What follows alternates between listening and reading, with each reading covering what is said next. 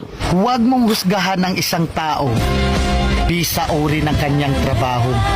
Katulong man yan, karpintero, basurero, o kahit ano pa ang trabaho, basta marangal.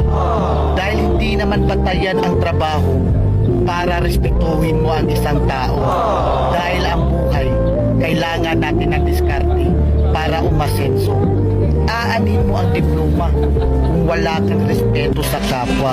Kaya tayong lahat ay pantay-pantay lang. Tayong lahat ay may karapatang tratuhin ng tama kahit walang pinag-aralan. Tandaan natin, kahit ano pang kurso ang natapos mo, kahit ano pang diploma ang hawak mo, kahit mayaman o mahirap ka lang, lahat tayo kapag namatay, iisa lang ang titulong diplomang nakaukit sa lapida natin.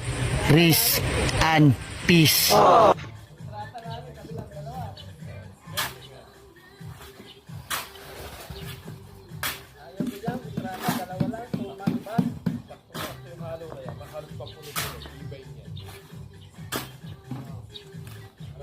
Para sa natampakan ng halo.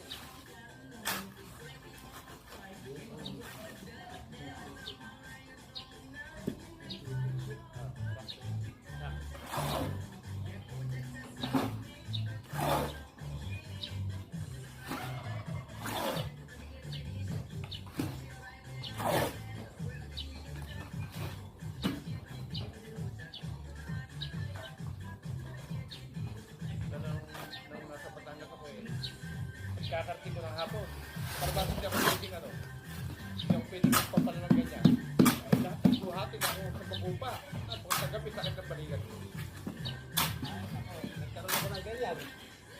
Ang problema sa akin, kaya yung masakit pa. Process shoulder yan. Kaya, Yung hindi kumain ganyan. oo. Dapat nakakasok. Kaya yung baso, di ba tagal Wala na? namang gamot yan. Ha? Walang gamot. Oo. Pare, dinala mo sa doktor yan. Ang unang sasabihin sa'yo, yun, tira na. Ayun. Process shoulder. Shoulder. Dinala ko sa Santa Rita. Bigyan ako ng medicine. Saka 1.5 ako. Hindi Wala naman nangyari. nakakaligan. Ha? Wala nangyari. Hindi.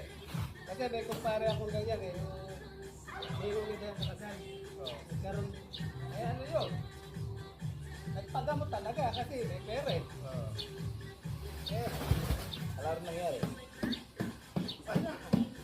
Eh, nagkaroon ako ng ganyan, nagkakwentuhan kami. Sa US, pa nagpapagamot eh. Sabi ko,